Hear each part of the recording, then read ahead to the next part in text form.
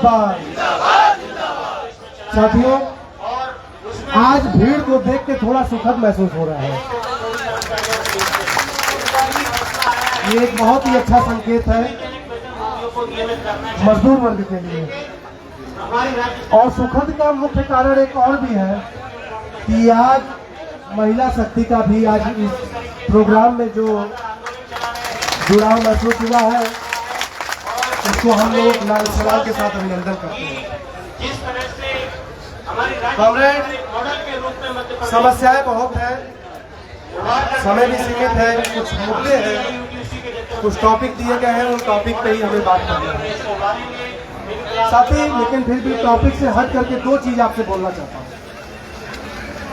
ये लोग बार बार मांग कह रहे हैं कि हमारा 25% डिमांड है। साथी, डिमांड को मैं 3 भाग में बांटता हूँ। अगर मैंने अपना ये मोबाइल आपको दे दिया, मांगूंगा वापस, तो वो भी डिमांड है। एक हो सकता है कि मैं आपसे कर्ज मांगू, वो भी डिमांड है।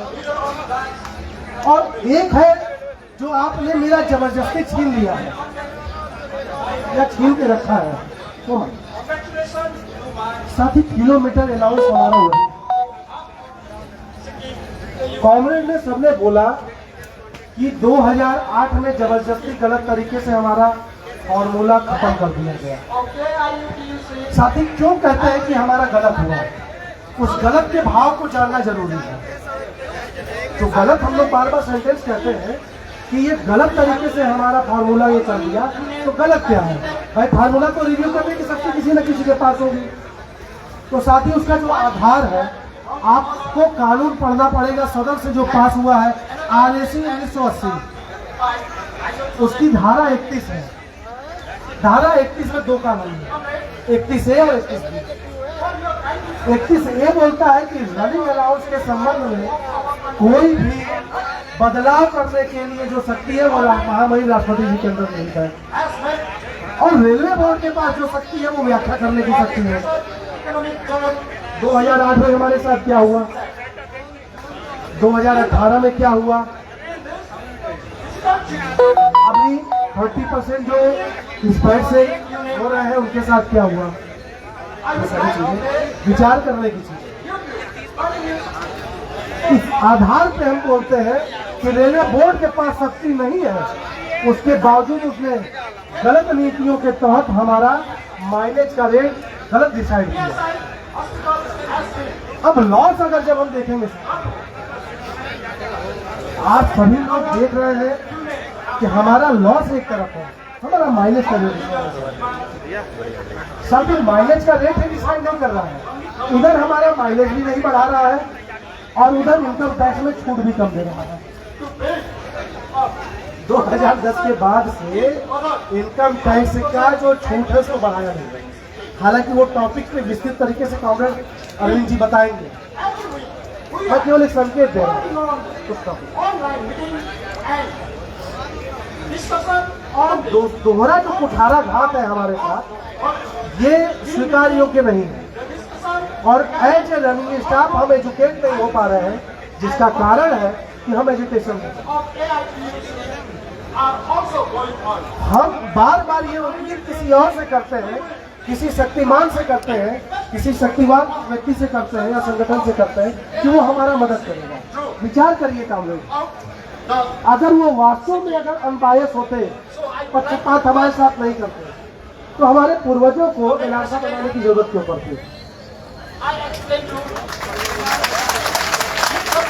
अभी कांग्रेस ने बताया कि यही जंतर मंतर पे हमारे कॉमरेड एम प्रसाद ने दोनों यूनियन के नेताओं के सामने बोला था कि आप पक्षपात करना बंद कर दो, हम इलाका के दफ्तर में ताला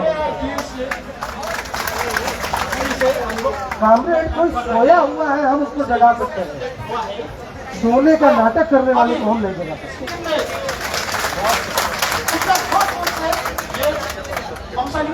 आप बताइए, आप कोई एक ऐसा चीज बताइए जो मान्यता की वजह से मिला हो। गड़बड़ यहाँ हुआ, मान्यता प्राप्त संगठनों ने केवल रनिंग स्टाफ को इतना समझाया कि तुम मेंबरशिप कटा लो हमारे नेता का जिंदाबाद लगा लो, हमारे नेता के विरुद्ध गलत बातों को विरोध मत करो और किसी और के पास जाओ मत। मंडल मंत्री तुम्हारा काम करा देंगे। या 100 नेताओं ने काम करा। साथी मैंने भी बताया डिमांड 3 तरीके का है।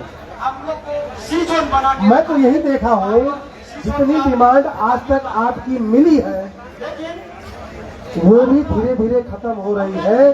आप और हम में से अधिकतर लोग वो हैं जो कम से कम 20 साल को देखे हैं। मतलब अगर यहाँ आज जो लोग उपस्थित हुए हैं उनको इंडियन रेलवे में अगर एवरेज में बात किया जाए तो कम से कम 6 साल से लेकर के 20-22 साल के रेल कर्मचारी का अनुभव है। प्रश्न है 10 साल से बोनस का रेट क्यों नहीं बढ़ा?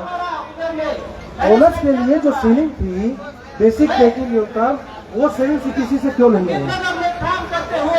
मैं बोलता हूँ कि ये रनिंग का समस्या नहीं है, ये तो ऑल ओवर सभी कर्मचारी का समस्या है। रनिंग ने आपके साथ गलत किया। अच्छा ये कहते क्या है, एक आरोप और का लगाते हैं, अरे वो तुम्हारा एलासा संगठन है जो नेताओं को गाली देता है इसलिए नहीं होता है। बात लगाना ब्रिंग देम ऑन कैमरा, इनको कैमरे में ले आओ। गाली नहीं देते, हम केवल आपके गलत कार्यों का समाज में प्रचार करते हैं और लोगों का सही तरीके से बात करते हैं।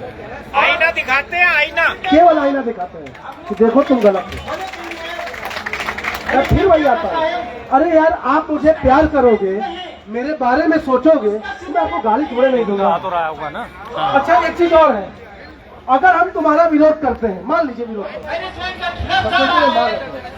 फिर तुम्हारे पास जो तुम शोषण करके 60% 70% मेंबरशिप ले रहे हो वो किस चीज का है? आदर्श ने गाली दिया ना, पदम जी ने गाली दिया ना, जिन्होंने मेंबरशिप दिया उसके लिए तुमने क्या किया? ऐसा नहीं है कि मान्यता प्राप्त संगठन केवल रनिंग की विरोधी है। मैं इसको ब्रॉड लेवल पे कहता हूँ। जब हम बोनस जैसे मत को देखते हैं, जब यूपीएस जैसे मत को देखते हैं तो हम ये कह सकते हैं कि ये मजदूर विरोधी है। आखिर ऐसा क्या है? आखिर ऐसा क्या है कि मजदूर के लिए लड़ाई लड़ने के लिए नहीं, मजदूरों का लड़ाई हम लड़ेंगे इसके लिए तुम चुनाव करते हो और चुनाव में जाके प्रचार करते हो एक पॉलिटिकल पार्टी की तरह रिकॉग्नाइजेशन के लिए। आज जो साथी यहाँ उपस्थित हुए हैं मुझे पूरा विश्वास है किसी ने दलाली नहीं किया है, किसी ने स्पेशल सीएल नहीं लिया है और अपने डिमांड को खुद से लेने के लिए अपना खर्चा किया है।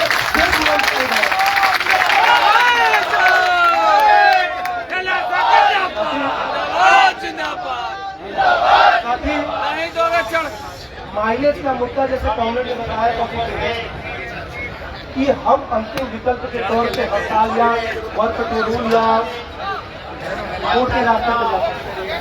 अंतिम विकल्प के तौर पर ये हमारा आपने क्या किया आज तक?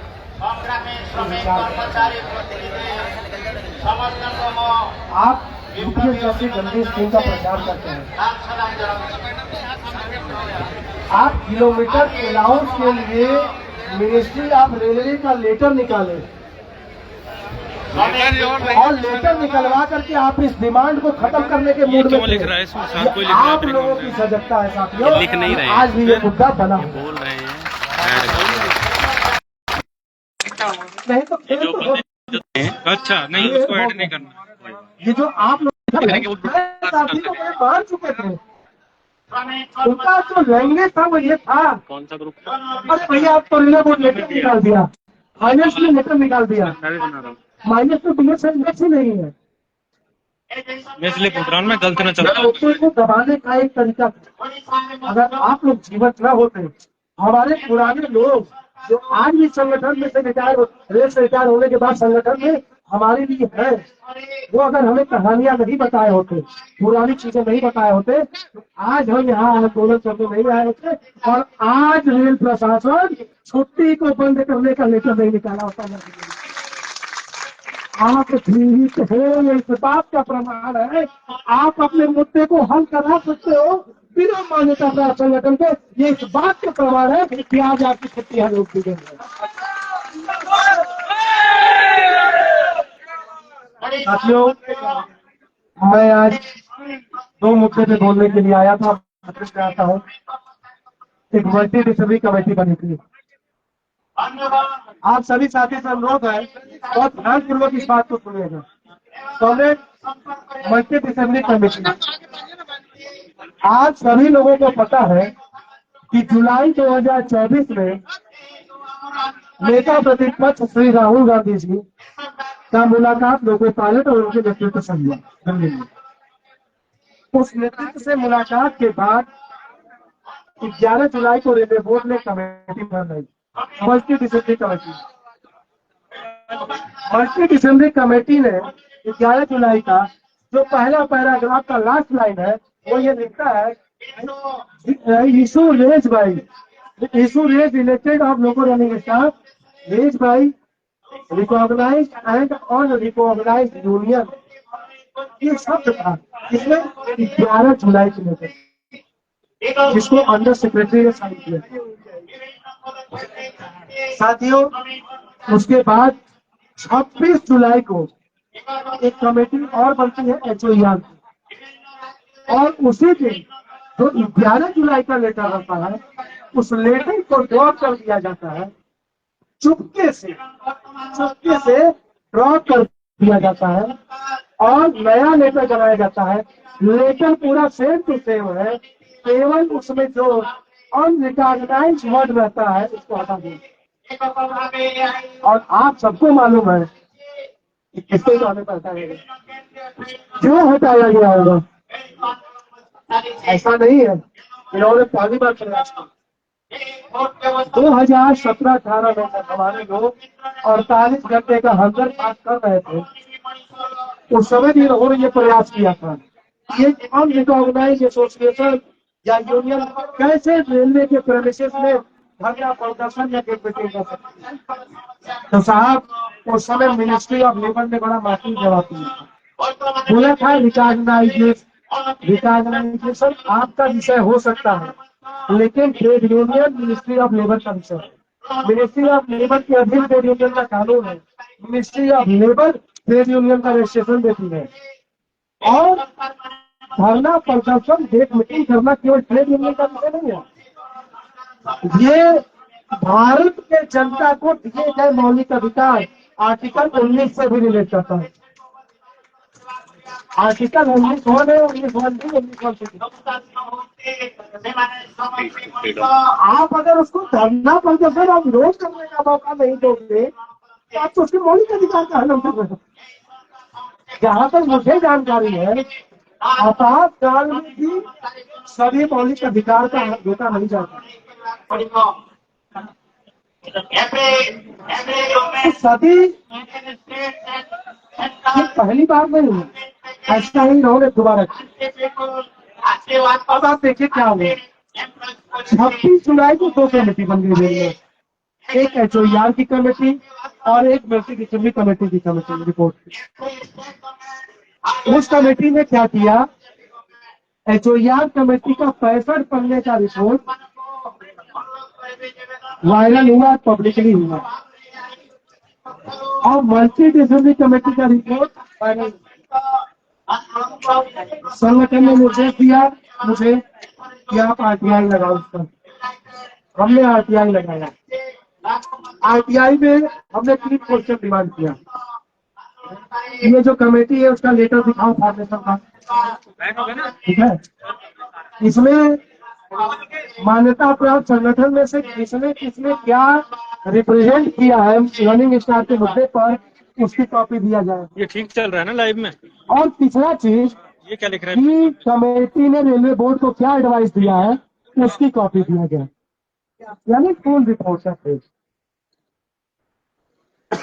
RTI में CTIU महोदय के द्वारा और मुझे RTI एक्ट 81E का हवाला देते हुए बोला कि ये पब्लिक इंटरेस्ट का विषय नहीं है, हम इसको नहीं।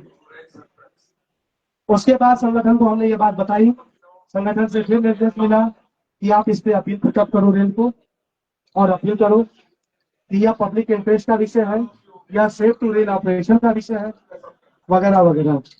हमने अपील के फेज में गए, हम फर्स्ट अपील किया, उसके बाद दोबारा फिर अभी हमने उस बात को पुनः संगठन के सामने रखा। संगठन ने जो निर्देश दिया उसमें हमने सेकेंड अपील आयोग के पास लगा दी। साथ ही मल्टी डिसिप्लिनरी कमेटी रिपोर्ट क्यों देंगी? हमको बोला गया सिंगल मैन ड्राइविंग, साथ ही सिंगल मैन ड्राइविंग ट्राइसल सब्सिडी का विषय जिसको कि जीआर की जैसी इज्जत और महत्ता प्राप्त है, ये सबसे पहले सबर्बन दे देंगे। और यमी का जो कॉन्सेप्ट था वो सबर्बन रेलवे में था, महानगरों में था, वहां पर गाड़ियां प्रत्येक स्टेशन पर रुकती थी, शॉर्ट डिस्टेंस था, वर्किंग था। और ACT anti college and device जो कि बाद में प्रोग्रेस में होकर के TCWS बना और वहां लगा 1.5 मैन हैंडल कार्यरत था। इसके साथ यहाँ पे काम साथ ही 7 डिस्टेंस के लिए रेल में जो परिभाषा था वो 3 भाग में बांटा गया था, शॉर्ट मीडियम लार्ज। मीडियम में लिखा हुआ था कि 80 से 200 के बीच में मीडियम डिस्टेंस माना जाए, यानी कि 80 से कम शॉर्ट और 200 से अधिक लॉन्ग डिस्टेंस। उन्होंने क्या बोला कि शॉर्ट डिस्टेंस का मतलब है 200 किलोमीटर। तो हम खोज रहे हैं कि आपने ये आधार कहाँ से लिया, आपने ये आधार कहाँ से लिया? हाई स्पीड में इन्होंने एलपी लगा दिया, बोला 130 तक हाई स्पीड। हाई स्पीड का फार्मूला क्या था साथी? हाई स्पीड का फार्मूला ये था कि ऐसी गाड़ी जो 100 किलोमीटर से ज्यादा स्पीड से चलती हो और 66 kmph से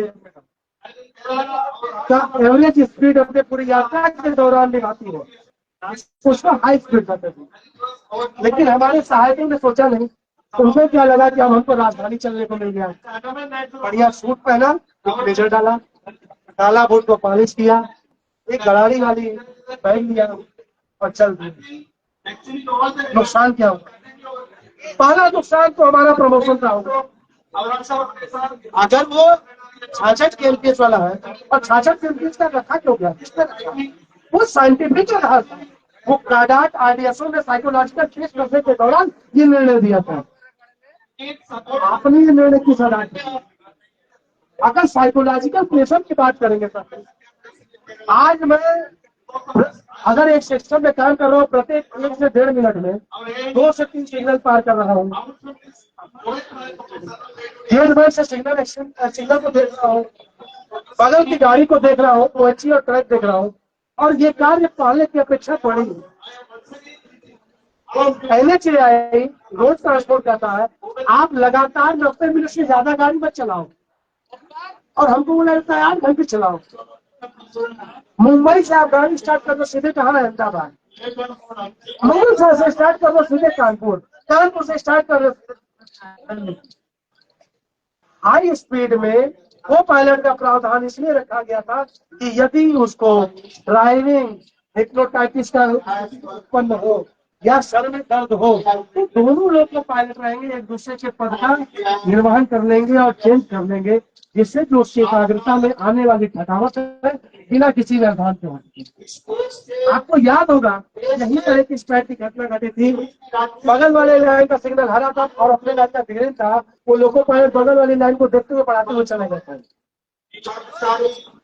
कि मेरी हाई स्पीड है, मेरा होगा।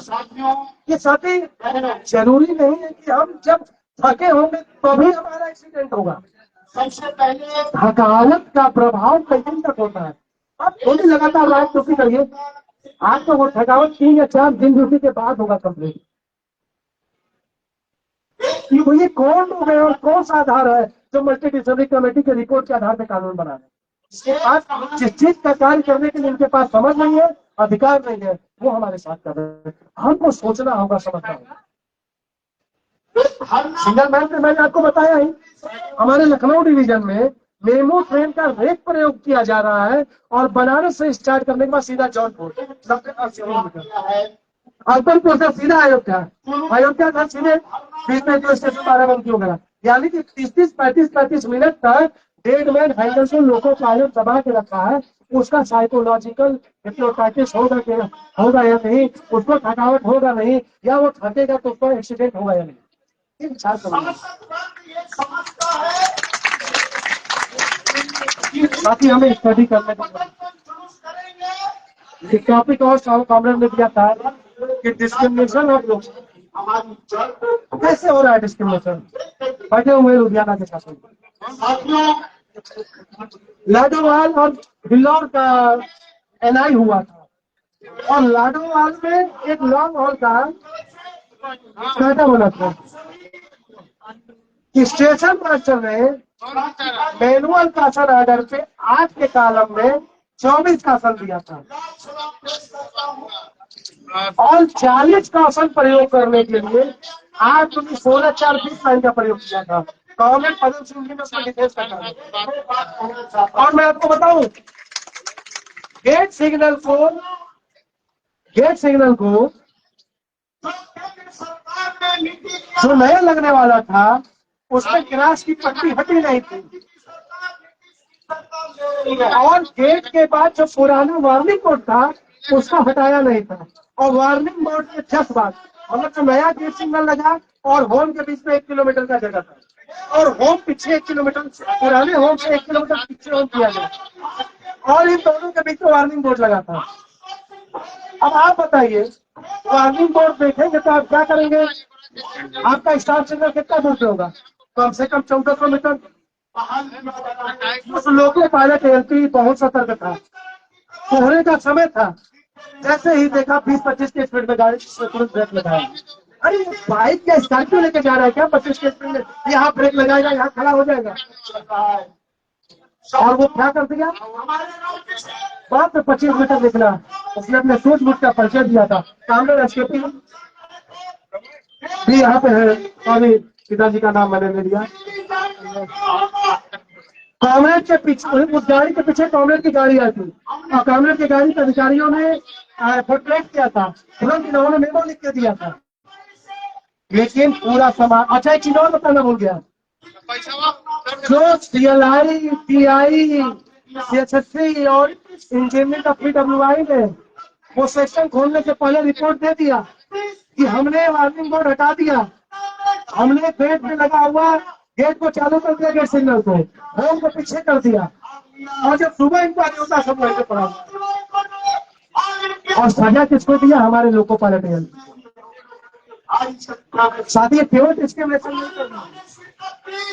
आप लोगों ने क्रिमिनल जस्टिस देखा होगा, घाट स्टैंड पे आता है उसका, इसका पिछले वाला जो कैब ड्राइवर का जो मर्डर का केस है, उसमें पंकज त्रिपाठी वकील का केस लड़ते हुए एक वर्ड बोला हुआ, कंफर्मेशन बायस। ये हमारे विरुद्ध क्या करते हैं? एक घटना कश्मीर में होती है और संजय कुमारी के लोको पायलट को काउंसलिंग के नाम पे जलाल किया जाता है। सरकार ने समानता का अधिकार नहीं दिया जाता, गलत रिपोर्ट पे लोको पायलट को पनिशमेंट किया जाता है।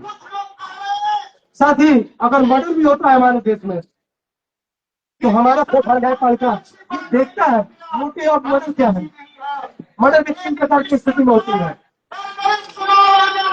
अगर मैं आपका जान बचाने के लिए किसी शेर के ऊपर गोली चलाया, वो गोली आपके ऊपर लग गया तो वो न चाहते हुए मर्डर हुआ। आप मेरे ऊपर बलात्कार कर रहे हैं, मुझे मार कर मेरे परिवार के ऊपर कोई जबरदस्ती कर रहा है, मैं प्राण रक्षा में आपको मारा तो हुआ। मैं आपका सामान छीनने के लिए देशपूर्ण भावना से आपके ऊपर प्रहार किया, वो एक अलग मर्डर हुआ। क्या लोको पायलट जानबूझ के कोई इसका होता है?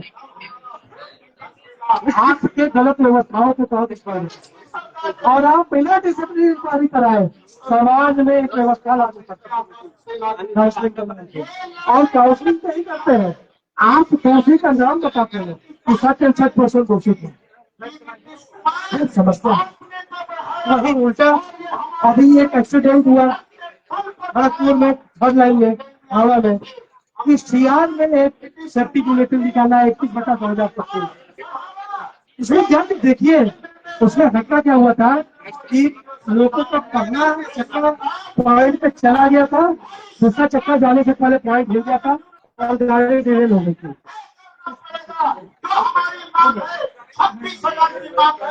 वो जीने में पेच नहीं लगा हुआ था।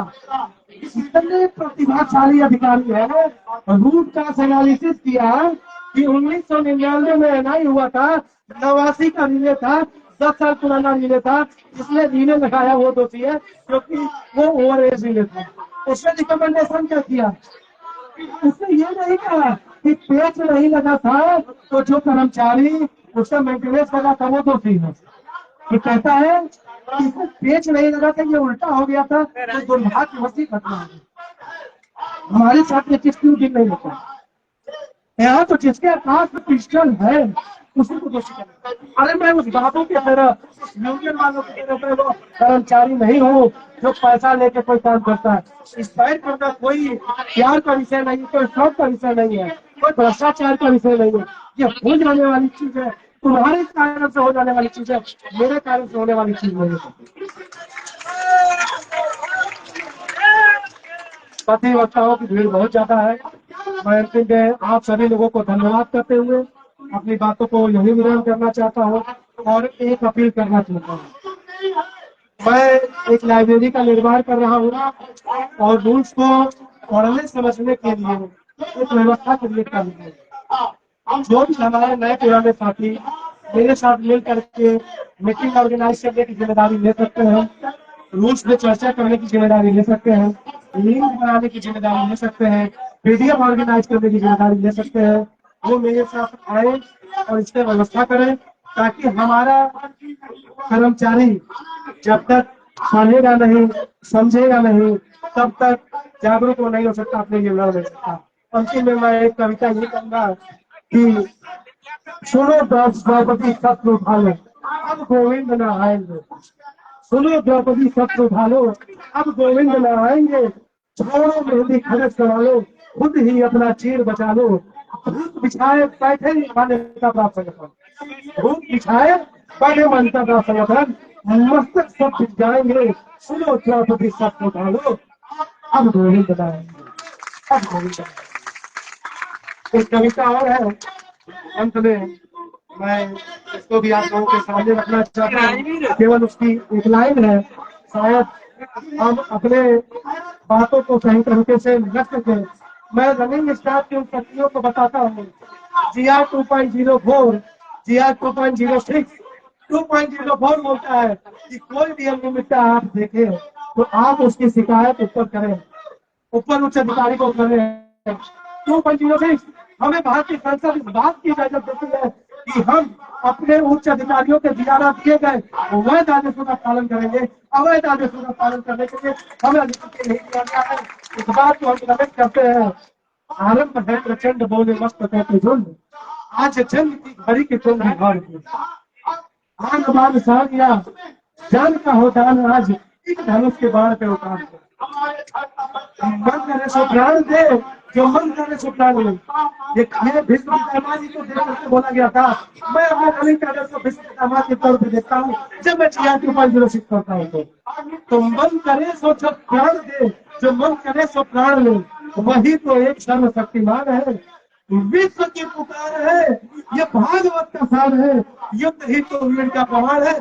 आज यूनियन के बीच में एक ही बात कही जाती है कि यदि आज भारतवर्ष में मजदूरों की लड़ाई कोई लड़ रहा है तो वो केवल एनाशा संगठन दिखाई दे रहा है और कोई नहीं दिखाई दे रहा है, वो रनिंग स्टाफ दिखाई दे रहा है और कोई नहीं दिखाई दे रहा है। साथियों, कि विश्व की पुकार है, ये भागवत का सार है, युद्ध ही तो वीर का प्रमाण है। अरे कौरवों की भीड़ हो या पांडवों का वीर हो, जो लड़ सका है वही तो महान है, जो लड़ सका है वही तो महान है। अरे जीत की हवस नहीं, किसी पे कोई वश नहीं। अरे जिंदगी है ठोकरों पे मार हो, मौत अंत है नहीं तो मौत से भी क्यों डरे, मौत अंत है नहीं, मौत से भी क्यों डरे। इनके नियम विरुद्ध कार्यों का हम नेतृत्व एक्सेप्ट करने के कारण हम इंस्पायर्ड हो रहे हैं, हम लड़ रहे हैं, हमारे जान पे बन रही है, हमारा परिवार असुरक्षित महसूस हो रहा है। तो हम कहते हैं कि मौत अंत है नहीं तो मौत से भी क्यों डरे, ये जाके आसमान में दहाड़ दो। आरंभ है प्रचंड बोले मस्तकों के झुंड, आज जंग की घड़ी की तुम दिखा दो। धन्यवाद कॉमरेड, हमको झेलने के लिए आप सभी लोगों को धन्यवाद। आला रसा जिंदाबाद, मजदूर एकता जिंदाबाद, इंकलाब जिंदाबाद। सभी मजदूर यूनिटी, सभी भारतवर्ष के मजदूरों एक हो और विश्व के मजदूर एक हो। इसी बात के साथ मैं आज की बात करूंगा।